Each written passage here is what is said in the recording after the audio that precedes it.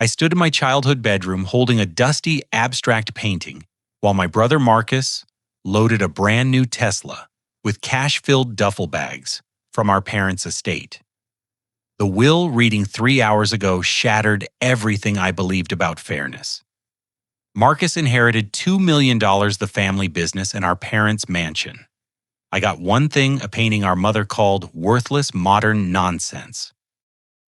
As Marcus drove away without a goodbye, I noticed something peculiar about the painting's frame. There's a tiny gap where the backing doesn't quite fit. The drive back to my modest apartment in downtown Portland felt like the longest journey of my 32 years. Every traffic light seemed to mock me as I replayed the attorney's words in my head. Marcus Thompson receives the sum of $2 million, Thompson Construction Company, and the family residence. Newton Thompson receives one item, the abstract painting currently hanging in the master bedroom. The lawyer had barely looked up from his papers when he delivered those words. Marcus had smirked already, knowing what was coming. He'd been working alongside our father in the construction business for 8 years, while I pursued my passion for art restoration. Apparently, loyalty to the family business meant everything. My dedication to preserving historical artwork meant nothing. I parked outside my building and climbed the 3 flights to my studio apartment. The painting felt heavier with each step, not because of its physical weight, but because of what it represented. Our mother, Catherine, had always dismissed it as a garage sale find she regretted buying. The swirling blues and greens looked chaotic, almost angry, with thick brush strokes that seemed to fight against the canvas rather than complement it. Setting it against my kitchen counter, I examined the piece more carefully than I ever had before. The frame was simple wood, painted black with small chips revealing brown underneath. But something about the backing caught my attention. The paper covering the rear of the frame appeared newer than the painting itself, and there was indeed that gap I'd noticed earlier. My training in art restoration kicked in. I grabbed a soft cloth and began cleaning the frame, working methodically around the edges. As I loosened accumulated dust from the corners, I felt the backing paper shift slightly. My heart rate quickened. This wasn't normal for a properly mounted piece. Using a thin palette knife, I carefully lifted one corner of the backing paper. It came away easily, too easily. Underneath, instead of the expected canvas stretcher bars, I found a thin waterproof pouch sealed with professional-grade tape. My hands trembled as I opened the pouch. Inside was a single sheet of paper folded multiple times and covered in my father's precise handwriting. At the top were sets of numbers arranged in neat columns. 45.7896, -100 to 21, 0.554, 244.9378, -123.1, 291, 45.2145, -121.8873. Below these were longer sequences that looked like account numbers, each preceded by letters I recognized as Swiss bank codes. At the bottom, in my father's familiar script, were the words that changed everything for Newton, the only one who truly understands value. What we couldn't finish, you must complete. The coordinates will guide you. Trust no one until you find Dr. Coleman at Portland State. She knows about the network. I stared at the paper for what felt like hours, but was probably only minutes. Coordinates, Swiss bank accounts, a network. My father, who I thought had forgotten about me entirely, had left me something far more complex than a simple inheritance. The coordinates clearly pointed to locations in Oregon. I recognized the longitude markers for our state. But what was at these locations, and who was Dr. Coleman? I spent the rest of the evening researching online. Dr. Sarah Coleman was a professor of European history at Portland State University, specializing in Holocaust studies and art recovery. Her faculty page showed an older woman with kind eyes and graying hair, someone who devoted her career to understanding one of history's darkest periods. The Swiss bank account numbers troubled me more. Why would my parents, who lived modestly despite the success of the construction business, have foreign accounts? And why trust this information to me instead of Marcus, who'd been groomed to handle the family's financial affairs. As I studied the painting again, I noticed details I'd missed before. The chaotic brushstrokes weren't entirely random. There were patterns within the swirls, almost like a coded language. The blues seemed to flow towards specific points on the canvas, and the greens created subtle directional arrows. My phone buzzed with a text from Marcus Hope. "You enjoy your garage sale masterpiece, little brother? Some of us got real inheritances." I didn't respond. Something told me Marcus had no idea what our parents had really left me, and until I understood it myself, I wasn't going to enlighten him. That night, I barely slept. Every time I closed my eyes, I saw those coordinates and account numbers. My father's final message echoed in my mind: "What we couldn't finish, you must complete." What had my parents been involved in that required completion? And why had they trusted me, the son they'd seemingly overlooked, with whatever this was? The next morning, I loaded the painting and my father's note into my pickup truck and drove toward the first set of coordinates. The GPS led me east through the Columbia River Gorge, then south toward Bend. The October landscape blurred past as my mind raced with possibilities. 45.7896 negative 121.5542 brought me to an industrial area outside Bend, where storage facilities lined both sides of a dusty road. I pulled into the parking lot of Cascade Self-Storage and checked the coordinates again on my phone. This was definitely the location. At the facility office, a middle-aged woman with bleached hair looked up from her computer. Her name tag read, Brenda. I need to check if my father had a unit here. William Thompson. Brenda's expression changed immediately. "Oh, honey, I'm so sorry for your loss. Your dad was such a sweet man. Always paid his rent 6 months in advance, never any trouble." "You knew him?" She nodded. "He's been renting Unit 47 for almost 20 years. Paid it up through next October before he passed." "You must be Newton."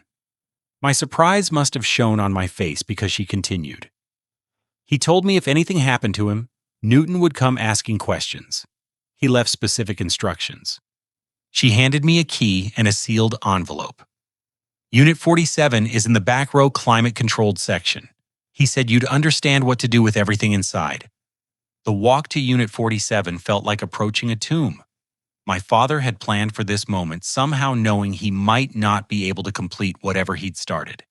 The key turned easily in the lock, and the metal door rolled up with a soft, grinding sound. Inside was not what I expected. The space was professionally organized with museum-quality climate control equipment humming quietly in the corner. Along the walls stood 12 large objects covered in white protective sheeting. A small desk held a leather-bound journal and a laptop computer. I approached the first covered piece and carefully removed the sheeting. Underneath was a painting in an ornate golden frame. Even with my limited knowledge of art history, I recognized the style immediately: European Renaissance, probably 16th century, worth hundreds of thousands of dollars, at minimum. The second covering revealed another masterpiece, this one clearly Impressionist. The third was a smaller piece that made my breath catch. I'd seen reproductions of this work in art history textbooks. It was a Van Gogh sketch that had been stolen from a private collection in Amsterdam during World War II. My hands shaking, I uncovered all 12 pieces. Each was a museum-quality work of art, and each bore small identification tags with details about their provenance and theft during the Nazi occupation of Europe. Conservative estimates of their combined value had to exceed $30 million. I opened the leather journal with trembling fingers. The first page in my mother's handwriting read, "For our son, Newton. We pray you will understand and forgive us for the secrecy. What we did for justice." The journal contained 20 years of meticulous research. My parents had been part of an international network dedicated to recovering artwork stolen by the Nazis during World War II. They'd worked with Holocaust survivors, museum curators, art historians, and law enforcement agencies across 3 continents to track down looted treasures and return them to their rightful owners or appropriate institutions. page after page, detailed their successes. Over 50 pieces recovered and returned to families who'd lost everything during the war. Dozens of forgeries exposed and removed from legitimate collections. Millions of dollars in restitution payments facilitated through carefully managed legal channels. The 12 paintings in this storage unit represented their final active case. Each belonged to Jewish families murdered during the Holocaust. My parents had spent 3 years tracking down these specific pieces, following a trail that led from a private collector in Buenos Aires back to a Nazi officer's hidden cache in occupied France. They died in their car accident just 2 weeks before planned meetings with surviving family members. The journal's final entry in my father's handwriting was dated the day before they died. Newton has the skills and the heart to finish what we started. He understands that art belongs to people not in private collections or buried in storage units. Catherine and I have prepared everything he'll need to complete the returns. We trust him completely. I sat on the storage unit's concrete floor, overwhelmed by the magnitude of what my parents had been doing, while I thought they were simply running a construction business. All those business trips Marcus complained about, all those mysterious phone calls, all those evenings when they'd seemed distracted by concerns beyond the family company. They'd been fighting a decades-long battle against historical injustice. The laptop contained encrypted files with detailed information about each painting's history, ownership, and theft.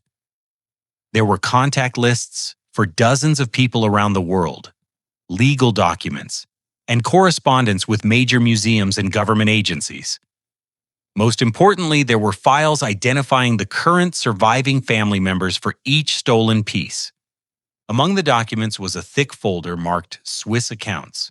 My parents had established these accounts not for personal gain, but as holding funds for families who couldn't immediately claim physical artwork due to legal complications or geographic distance. The money in these accounts represented sale proceeds from recovered pieces that families had chosen to liquidate rather than reclaim. As I absorbed the scope of my inheritance, I felt something I hadn't experienced since childhood pride in my parents.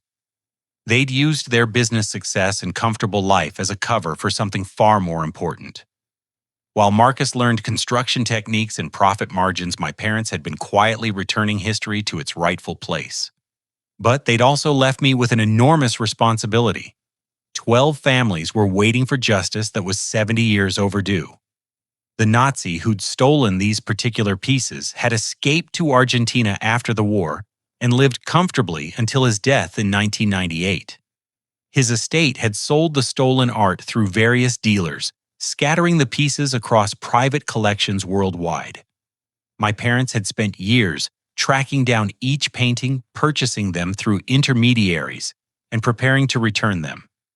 The journal's final pages contained contact information for Dr. Coleman and the other network members. There were detailed plans for approaching each family legal frameworks, for transferring ownership, and even financial arrangements for covering shipping and insurance costs.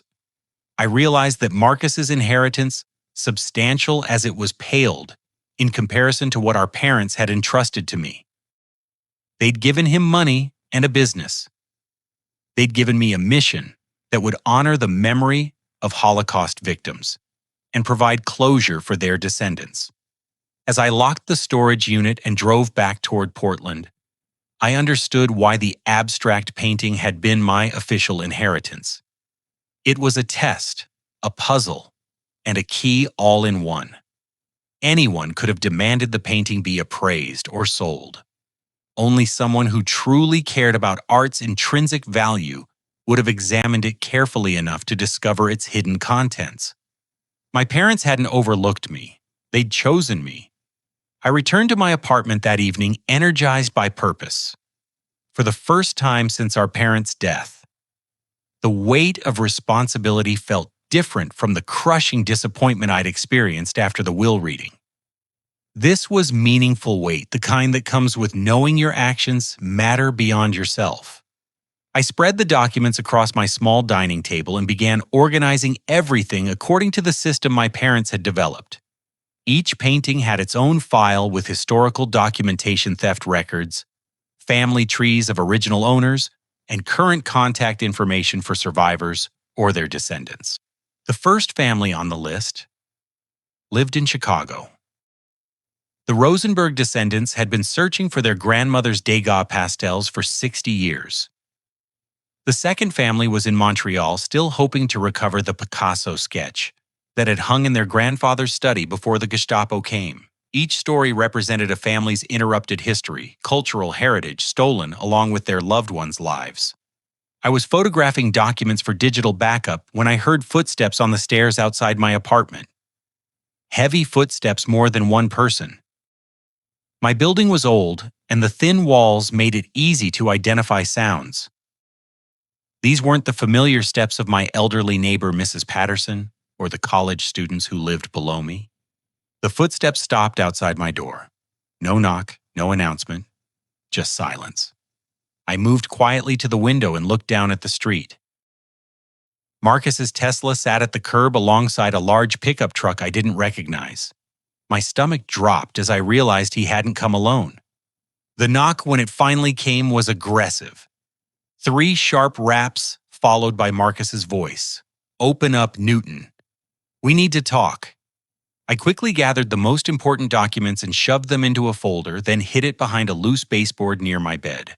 The paintings were safely in the storage unit, but I couldn't let Marcus see any evidence of what I'd discovered.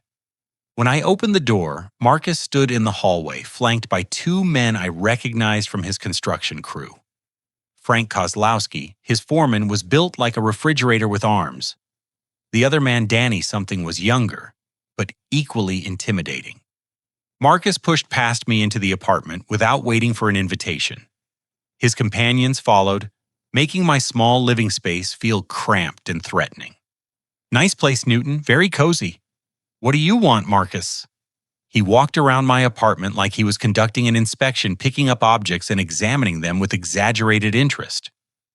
He stopped at my dining table where I'd left the abstract painting propped against a chair.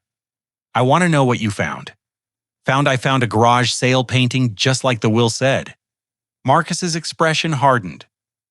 "Don't lie to me. I had someone follow you today. You drove to Bend for a reason, and you spent 2 hours at a storage facility. What's in Dad's storage unit?" My training in art restoration had taught me to work methodically under pressure, but nothing had prepared me for this kind of confrontation. My own brother threatening me with hired muscle in my own home. "I don't know what you're talking about." Marcus nodded to Frank, who stepped closer. Frank's presence alone was intimidating. He'd worked construction for 30 years and had hands like concrete blocks. "Here's the thing, little brother. Our parents worked their whole lives to build something valuable. Dad might have been sentimental about you and your art hobby, but I'm not going to let you hide family assets because you're feeling emotional. There are no hidden assets, Marcus. You got everything of value." Marcus picked up the painting and examined it closely. "Really, because this piece of junk apparently led you on quite an adventure today. Makes me think maybe Mom and Dad weren't as honest about everything as we thought. Even if that were true, which it isn't, the will was clear. This painting belongs to me." "Sure it does. But if it led you to something that belonged to our parents before they died, that changes things. Family loyalty goes both ways, Newton. We should share whatever you found." The irony wasn't lost on me.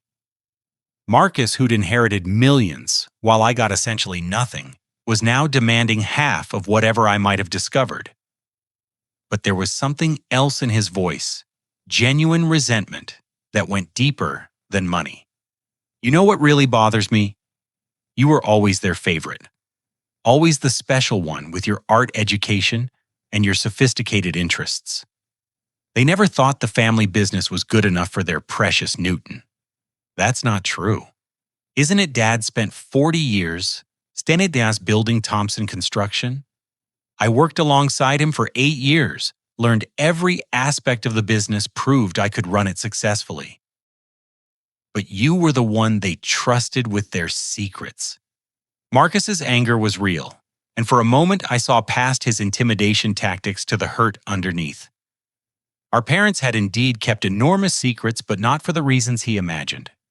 If there are secrets, Marcus, I'm just finding out about them now, same as you. Then let's find out together. Give me the painting and whatever documents you found today. We'll split everything 50-50 and nobody gets hurt. The threat was clear now. Frank and Danny weren't just here for intimidation. If I didn't cooperate, they were prepared to take what they wanted by force. I made a decision that surprised everyone in the room, including myself. I grabbed the painting from Marcus's hands and held it protectively against my chest.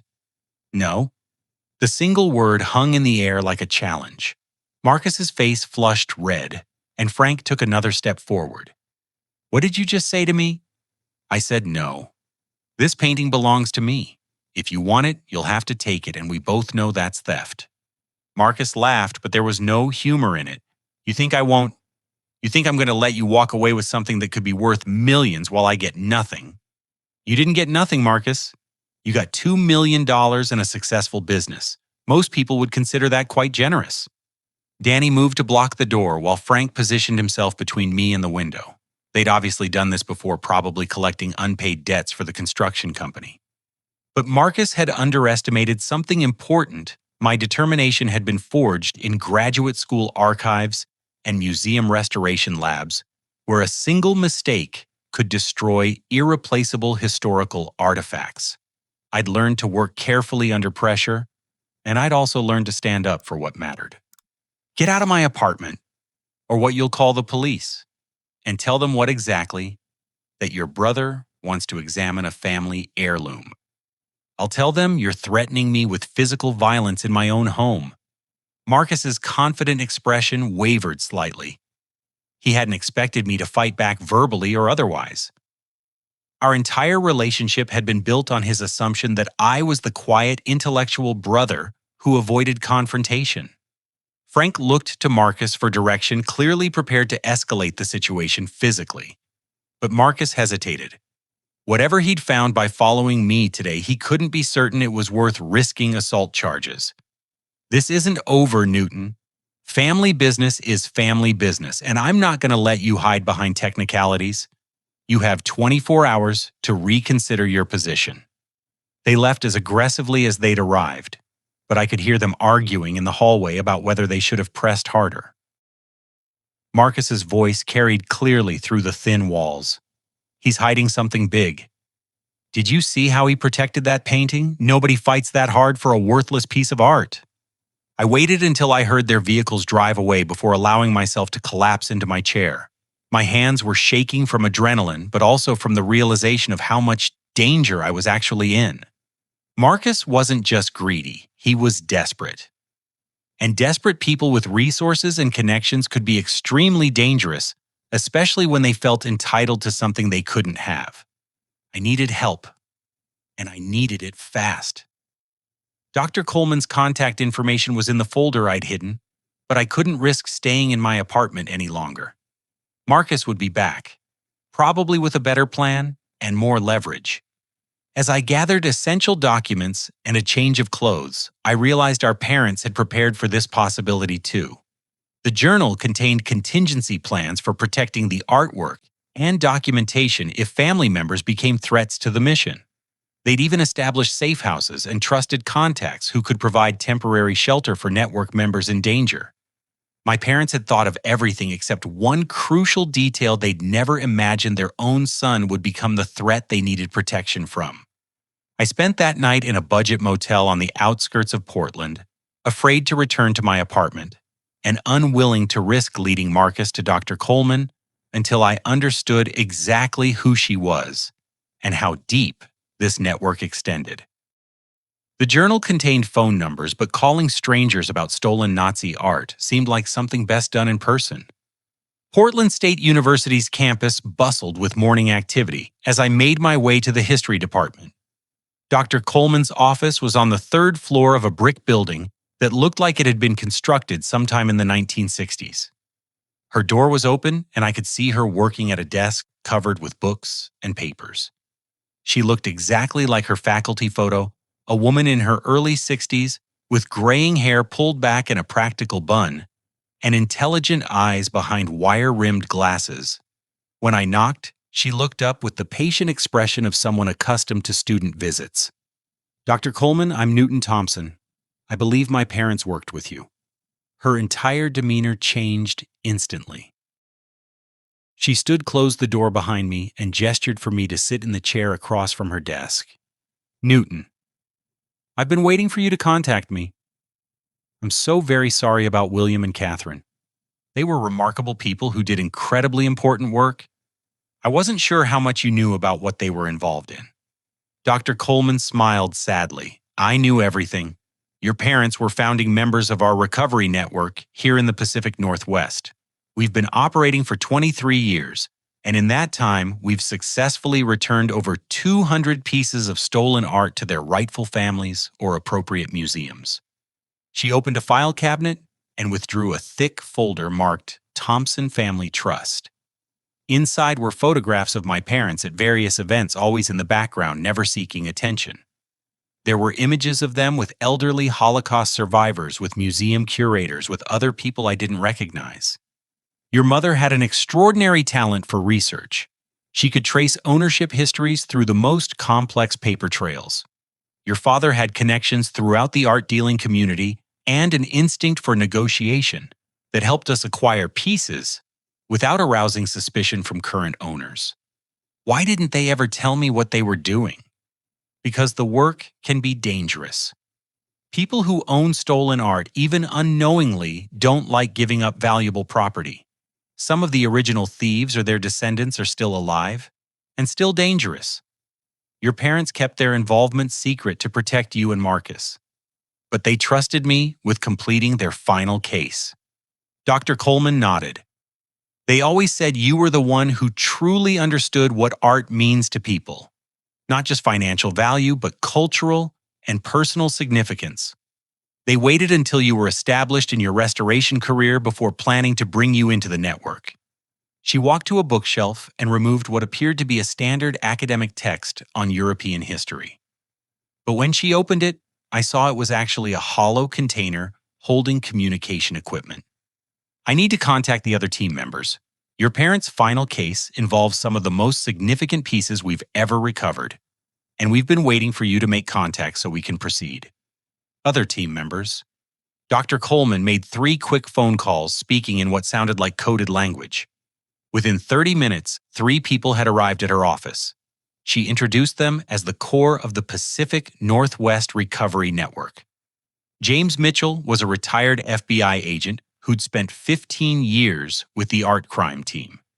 He was a tall, lean man with silver hair and the careful observational skills of someone trained in law enforcement. Margaret Chen was a genealogical specialist who devoted her career to tracing families scattered by the Holocaust. She was a small, energetic woman with an encyclopedic knowledge of European immigration records. Robert Kim was an attorney specializing in art restitution law, someone who'd successfully navigated the complex international legal frameworks required for returning stolen property. Together, the 4 of them had worked with my parents on dozens of cases over 2 decades. They knew details about my family that I was only beginning to understand. "Your parents' final case is particularly important," James explained, "because it involves not just individual family pieces, but items from a private collection that was systematically looted from multiple Jewish families in occupied Paris. The original thief was SS Oberfuhrer Heinrich Brenner, who used his position to organize the theft of artwork from dozens of homes before shipping the pieces to a secure location outside of Paris." Margaret continued, "After the war, Brenner escaped to Argentina with forged papers.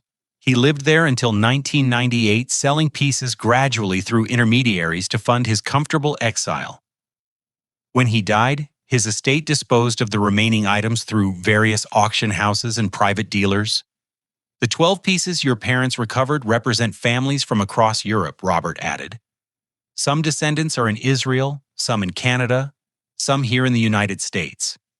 Each piece carries not just monetary value, but irreplaceable family history." Dr. Coleman spread out photographs of all 12 paintings on her desk. I recognized them from my visit to the storage unit, but seeing them again in this context made their significance even more profound. "This is about justice that's been delayed for 70 years, she said. Your parents spent 3 years tracking these specific pieces and arranging their purchase through legitimate channels. They were scheduled to begin family meetings 2 weeks after their accident. I told them about Marcus's confrontation and his threats. The 4 network members exchanged concerned glances. We anticipated this possibility," James said. "Your brother's behavior fits a pattern we've seen before. Family members who feel entitled to inherited property often become aggressive when they discover items of unexpected value. But Marcus doesn't know about the specific artwork, yet I pointed out. He just knows I found something. Which means we have a window of opportunity to protect the collection and complete the returns," Dr. Coleman responded. "But we'll need to move quickly and carefully." Margaret opened her laptop and showed me detailed family trees for each stolen painting's original owners. The research was extraordinary. Birth certificates, immigration records, current addresses, even information about which family members had expressed interest in recovering lost property versus those who preferred financial compensation. "Some families want the actual artwork returned," she explained. "Others, particularly those who've lost touch with their European heritage, prefer to receive the proceeds from selling the pieces to appropriate museums. A few families have requested that their pieces be donated to specific Holocaust memorial institutions." The Swiss bank accounts my parents had established contained over $800,000 in funds from previous successful recoveries. These weren't personal accounts, but trust funds managed for families who chose financial compensation over physical artwork return. "Your parents were meticulous about documentation," Robert noted. "Every transaction, every legal transfer, every family contact is properly recorded and legally defensible. If your brother attempts to claim any portion of these assets, we can prove they were never your parents' personal property. But that still leaves the problem of protecting the collection while we complete the returns," James pointed out. "If Marcus knows about the storage unit, he might attempt to access it legally or otherwise." Dr. Coleman already had a solution. "We have secure facilities specifically designed for this situation. Your parents helped establish them precisely because family conflicts and legal challenges are common complications in recovery work." Over the next 2 hours, they outlined a comprehensive plan for completing my parents' final mission, while keeping me safe from Marcus's increasingly aggressive behavior. The network had resources I hadn't imagined: secure storage, legal protection, international connections, and decades of experience dealing with exactly these kinds of complications. Most importantly, they helped me understand that my parents hadn't just been art recovery enthusiasts. They'd been part of a sophisticated international effort to address one of history's greatest cultural crimes. The network extended far beyond Portland, connecting to similar groups in New York, Los Angeles, London, Tel Aviv, and dozens of other cities. As we prepared to implement the protection plan, Dr. Coleman placed her hand on my shoulder. "Your parents would be very proud of your decision to complete this work, Newton. It takes courage to choose justice over profit, especially when family relationships are at stake." I realized that for the first time since our parents' death, I felt truly connected to their legacy. Not the construction business or the financial inheritance that had gone to Marcus, but something far more meaningful: the opportunity to return stolen history to its rightful place and provide closure for families who'd been waiting 70 years for justice. The network had been waiting for me just as my father's note had promised. Now it was time to prove worthy of their trust and my parents' confidence. The next morning, I woke up in a secure apartment the network maintained for exactly these situations. It was a modest place in Southeast Portland, completely furnished, but anonymous enough that nobody would think to look for me there. Dr. Coleman had insisted I stay there while we implemented the protection protocols for the artwork collection. I was reviewing family contact information for the first scheduled return when my phone rang. The caller ID showed my attorney's name, which surprised me since I hadn't contacted him about anything recently. "Newton, this is David Hartwell. I need you to come to my office immediately. There's been a legal development in your parents' estate that requires your immediate attention. What kind of development? I'd rather not discuss this over the phone.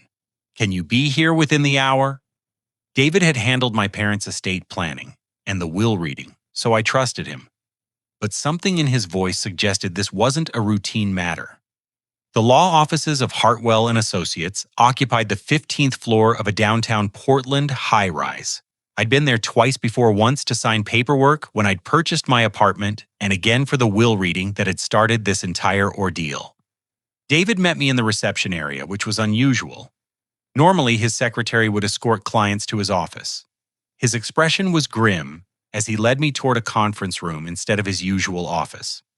Inside the conference room sat Marcus, his attorney Gerald Westbrook, and two men in expensive suits I didn't recognize.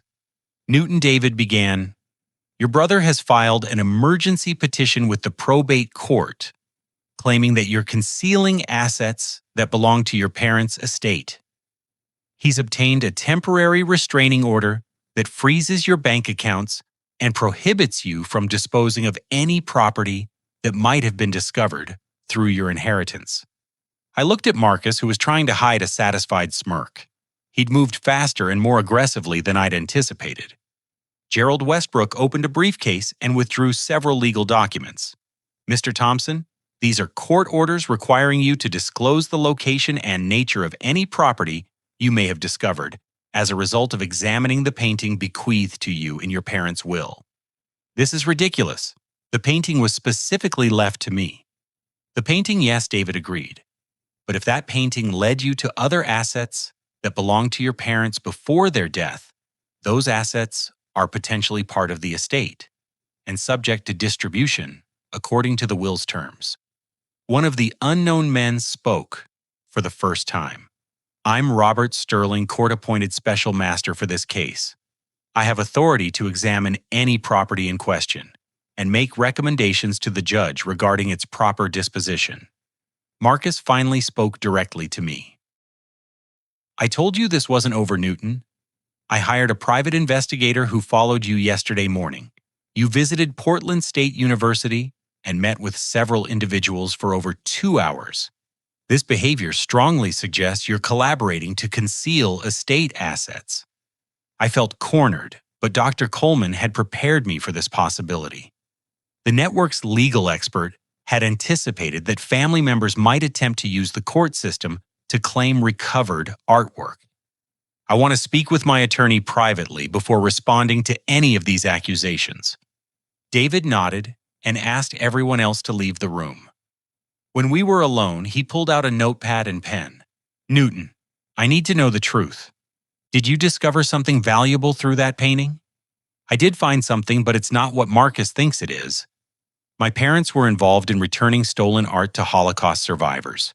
The painting led me to information about their final case, which involves artwork that was never their personal property." David's expression shifted from legal concern to something approaching amazement. "Your parents were involved in art recovery.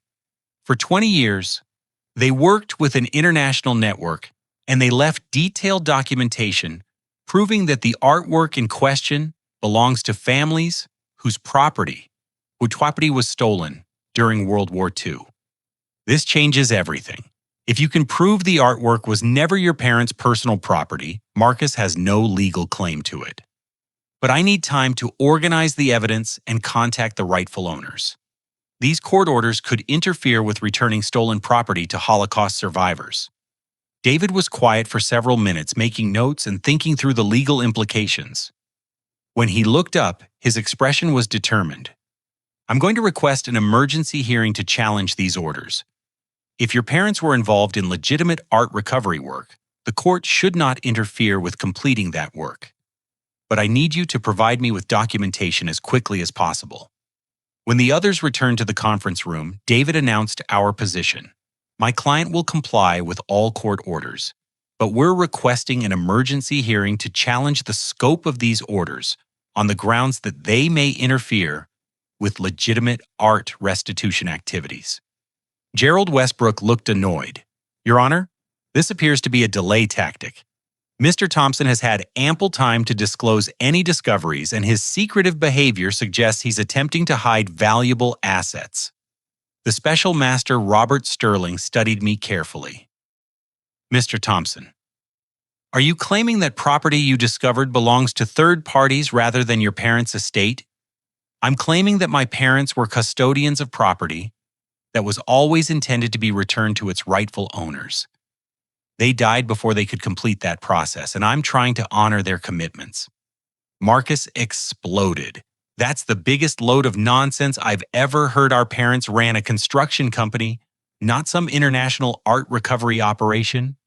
This is obviously a story Newton made up to avoid sharing what he found. Actually, Gerald interrupted his client. If Mr. Thompson can provide documentation supporting his claims, this matter becomes significantly more complex from a legal standpoint. David seized the opportunity. We request 72 hours to prepare evidence for the court's review. If that evidence supports my client's position, we'll ask the court to modify or dissolve these restraining orders. Robert Sterling agreed to the timeline, but with conditions. Mr. Thompson, you are prohibited from disposing of any artwork or transferring any funds pending our review of your documentation. You are also required to provide the court with a complete inventory of any property involved in these alleged recovery activities. As we left the building, Marcus caught up with me in the parking garage. He was angrier than I'd ever seen him. You think you're so smart, don't you? Coming up with elaborate stories about Holocaust survivors and stolen art. But I know you, Newton. You're not some international man of mystery. You're just a struggling art restorer who got lucky and found something valuable. I didn't respond, which seemed to infuriate him further. You have 72 hours to prove your ridiculous story. When you can't because it's obviously fabricated, I'm going to make sure you're charged with contempt of court and possibly fraud. Family loyalty only goes so far, little brother. He drove away in his Tesla, leaving me alone in the underground garage with the weight of impossible deadlines and legal threats pressing down on me. But Marcus had made a crucial miscalculation. He assumed I was acting alone, that I was making up elaborate stories to avoid sharing a valuable discovery. He had no idea that the network Dr. Coleman had introduced me to possessed decades of documentation, international legal expertise, and resources he couldn't imagine. More importantly, he'd underestimated the resolve that comes from knowing you're fighting for something larger than personal gain. The families who'd been waiting 70 years for justice deserved better than having their recovered heritage tied up in a petty inheritance dispute. I called Dr. Coleman from my car and explained the situation. Her response was immediate and reassuring. We've dealt with this before, Newton. Legal challenges from family members are common in recovery work. James has connections in the FBI art crime team who can provide official documentation of your parents' network involvement. Margaret has genealogical records proving family ownership of the stolen pieces. Robert specializes in exactly these kinds of legal challenges. But we only have 72 hours. Then we'll work around the clock for 72 hours. Your parents spent 3 years preparing this case. We're not going to let Marcus's greed undo their work now. As I drove toward the safe apartment, I realized that Marcus's legal assault had actually clarified something important for me. I was no longer just completing my parents' final case. I was fighting to protect the network they'd helped build and the principles they'd dedicated their lives to defending. Marcus wanted to turn this into a family fight over money, but this had never been about money. It was about justice, dignity, and the responsibility we owe to history's victims. For the first time since this ordeal began, I felt completely certain about which side I was on. The next 72 hours became a masterclass in organized urgency. Dr. Coleman's network transformed her office into a war room, with team members working in shifts to compile documentation that would prove my parents' legitimate involvement in art recovery and establish the legal framework for completing their final case. James arrived first thing Wednesday morning with a briefcase full of FBI documentation. As a retired art crime team member, he had access to records that verified my parents' cooperation with federal investigations going back 15 years. Your parents weren't just volunteers, he explained as he spread official reports across Dr. Coleman's conference table. They were registered confidential informants who provided crucial intelligence about stolen art trafficking on the West Coast. Every recovery they made was documented in official FBI files. Margaret worked simultaneously on genealogical documentation, printing family trees, immigration records, and contact information for all 12 families whose artwork was involved in this case. She'd spent the previous evening making international phone calls to verify current addresses and family representatives. The Rosenberg family in Chicago has been searching for their grandmother's Degas pastels for 60 years, she reported. They never expected to see them again. Mrs. Rosenberg is 93 years old, and finding these pieces would be the answer to her lifetime of hoping. Robert focused on the legal framework, preparing documents that would demonstrate the court's lack of jurisdiction over property that had never belonged to my parents' estate. His research revealed precedents from similar cases where families had attempted to claim recovered stolen art. The key issue, he explained, is proving that your parents were acting as custodians rather than owners. The documentation needs to show clear intent to return the property to rightful families, not to retain it as personal assets. While they worked, I drove back to the storage unit to conduct a more thorough examination of my parents' records. The journal contained details I'd missed during my first shock discovery, including photographs, correspondence, and legal documents that proved their custodial relationship with the recovered artwork. But as I photographed documents for the legal team, I made a discovery that changed everything. Hidden in the storage unit's small desk behind a drawer that didn't pull out completely, I found a second leather journal. This one was thicker, older, and contained information that explained not just my parents' involvement with the 12 paintings, but the existence of something far more significant. The journal's first pages detailed my parents' investigation into SS Oberfuhrer Heinrich Brenner's wartime activities. Brenner hadn't just stolen individual pieces from Jewish families in Paris. He'd systematically looted dozens of homes, apartments, and galleries, creating a private collection of several hundred stolen artworks. Most shocking was what happened to the majority of Brenner's collection after the war. Before escaping to Argentina, he'd hidden the bulk of his stolen art in a secure location in the Swiss Alps. The journal contained photographs of documents Brenner had entrusted to a Swiss bank in 1946, including detailed inventories and location coordinates for his hidden cash. According to my parents' research, Brenner had intended to retrieve the hidden collection, gradually selling pieces through intermediaries to fund his exile. But Swiss banking laws and his own paranoia had prevented him from accessing the cash directly.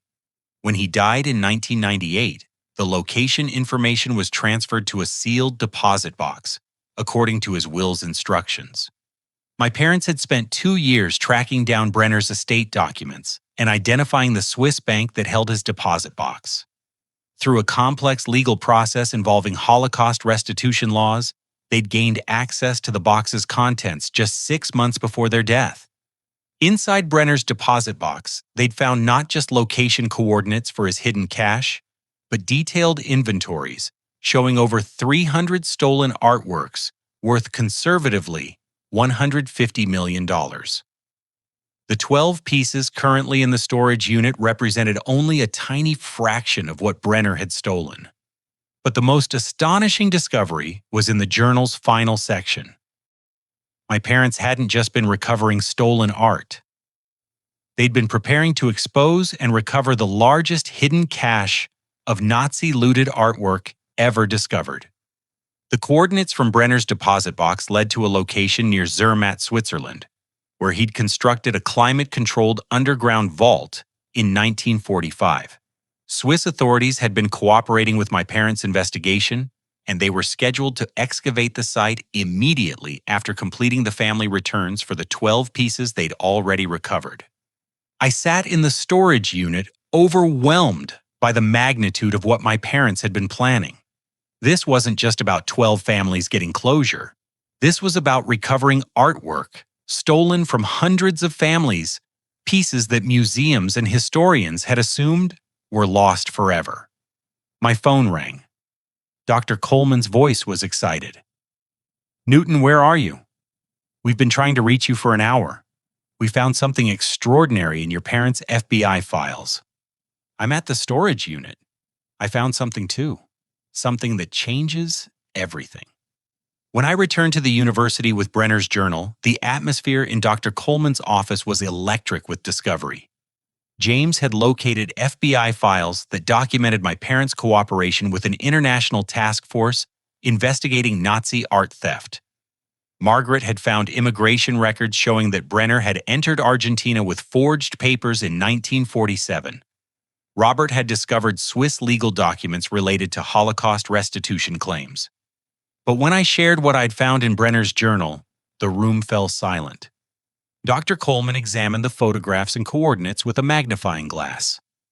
"If this information is accurate," she said slowly, "your parents were on the verge of the most significant art recovery in history." James studied the FBI documentation. "This explains why your parents' case files were classified at such a high level. They weren't just working with local agents. This was an international operation involving multiple governments." Robert was already researching Swiss laws regarding the excavation of hidden Nazi assets. "If the Swiss authorities were cooperating with your parents' investigation, we can potentially continue their work even after completing the current family returns." Margaret looked at the family contact lists in Brenner's journal. 300 families, she whispered. Generations of people who never knew what happened to their family treasures. But then reality set in. We still had less than 24 hours to prepare for the emergency court hearing where Marcus would demand access to anything I'd discovered through my inheritance.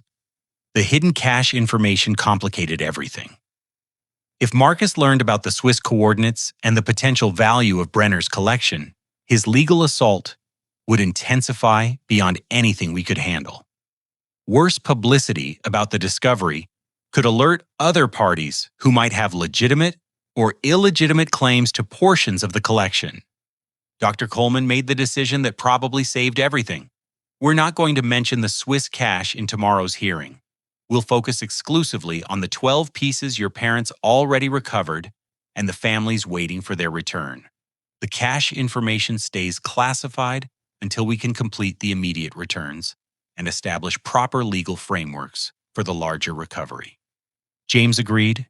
"This is how your parents would have handled it. Complete the current mission first, then plan for the larger operation." That night, as we prepared for the court hearing, that would determine whether Marcus could interfere with my parents' final case. I finally understood the full scope of what they'd trusted me to complete. They hadn't just left me 12 paintings to return to families. They'd left me the key to recovering hundreds of pieces and providing closure to families who'd given up hope decades ago.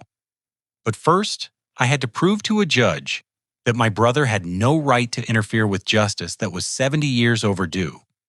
Thursday morning arrived gray and rainy, matching my anxiety as we prepared for the emergency court hearing. Dr. Coleman's team had worked through the night, and we entered the courthouse with 3 briefcases full of documentation that would either vindicate my parents' legacy or allow Marcus to destroy their final mission. The Multnomah County Courthouse buzzed with typical morning activity attorneys consulting with clients' families, dealing with various legal matters, and court personnel managing the daily flow of Oregon's legal system. Our case had been assigned to Judge Patricia Morrison, a woman with 20 years of experience in probate and estate law. Marcus arrived with his attorney, Gerald Westbrook, and a confidence that suggested he expected to win easily. He dressed for success in an expensive suit, and he carried himself like a man who was about to claim a valuable prize. When he saw our legal team, his expression shifted to surprise and concern. The courtroom was smaller than I'd expected, with seating for about 50 people, and the formal atmosphere of serious legal business. Judge Morrison took the bench promptly at 9 o'clock, and her first words established that she understood the complexity of our situation. "This is an unusual case involving allegations of concealed estate assets and claims regarding international art recovery activities. I've reviewed the preliminary filings, and I want to hear from both parties before making any determinations about the scope of existing court orders. Gerald Westbrook presented Marcus's position first. Your Honor, this is a straightforward matter of estate administration. My client's brother has discovered valuable property through his inheritance and is attempting to conceal that property from the estate and from my client's legitimate inheritance rights. The elaborate claims about art recovery are obviously fabricated to avoid sharing discovered assets. David Hartwell responded for our side. Your Honor, we will demonstrate that Mr. Newton Thompson's parents were legitimate participants in international art recovery efforts, that the property in question was never their personal assets, and that interfering with Mr. Thompson's completion of their recovery work would violate the rights of Holocaust survivors and their families. Judge Morrison looked intrigued. This court has never dealt with a case involving Nazi art recovery. I'm prepared to examine evidence from both sides, but I want to make clear that if Mr. Newton Thompson is indeed completing legitimate restitution work, this court will not interfere with such activities. James took the stand first and presented his FBI credentials and documentation of my parents' 20-year cooperation with federal art crime investigations. His testimony was precise and professional, establishing that my parents had been registered federal informants whose recovery activities were officially documented and legally protected. Mr. Thompson's parents weren't hobby collectors or amateur enthusiasts, he testified. They were sophisticated operatives who helped federal authorities track and recover millions of dollars worth of stolen artwork. Their activities were coordinated with international law enforcement and Holocaust restitution organizations. Margaret followed with genealogical evidence presenting family trees and contact information for the 12 families whose artwork was involved in the current case. She'd brought photographs of family members who'd been murdered during the Holocaust immigration documents, showing how survivors had scattered across the globe, and correspondence from families who'd been searching for their lost heritage for decades. These aren't abstract legal claims, she told the judge. These are real families who've been waiting 70 years for justice. Mrs. Sarah Rosenberg in Chicago is 93 years old and never expected to see her grandmother's Degas pastels again. The Goldstein family in Montreal has been searching for their father's Picasso sketch since 1943. Robert presented the legal framework, citing international laws regarding art restitution Holocaust recovery protocols and precedents from similar cases where families had successfully reclaimed stolen artwork. His testimony established that my parents' activities were not only legal, but protected under federal and international law. Dr. Coleman provided historical context explaining the scope of Nazi art theft and the ongoing international effort to return stolen pieces to rightful families. Her academic credentials and published research gave weight to her testimony about the significance of my parents' work. The evidence was overwhelming, but Marcus's attorney made one final attempt to discredit our position. Your Honor, even accepting that these activities occurred, my client maintains that any valuable property discovered through his brother's inheritance should be shared according to the original will's terms. Judge Morrison's response was swift and definitive. Mr. Westbrook, if this property was stolen from Holocaust victims and is being held in trust for return to rightful families, it was never part of Mr. William and Catherine Thompson's estate. Your client has no legal claim to stolen property, regardless of how it came into his parents' possession. She continued, this court finds that Mr. Newton Thompson is engaged in legitimate art restitution activities that serve important historical and moral purposes. The existing restraining orders are hereby dissolved, and Mr. Thompson is authorized to complete the recovery work his parents initiated. Marcus's face went through several shades of red as the judge's words sank in. He'd expected an easy victory and instead found himself publicly humiliated in a courtroom full of people who now knew he'd tried to claim Holocaust survivors' artwork for himself. But Judge Morrison wasn't finished. Mr. Marcus Thompson, this court is deeply troubled by your attempt to interfere with Holocaust restitution efforts for personal financial gain.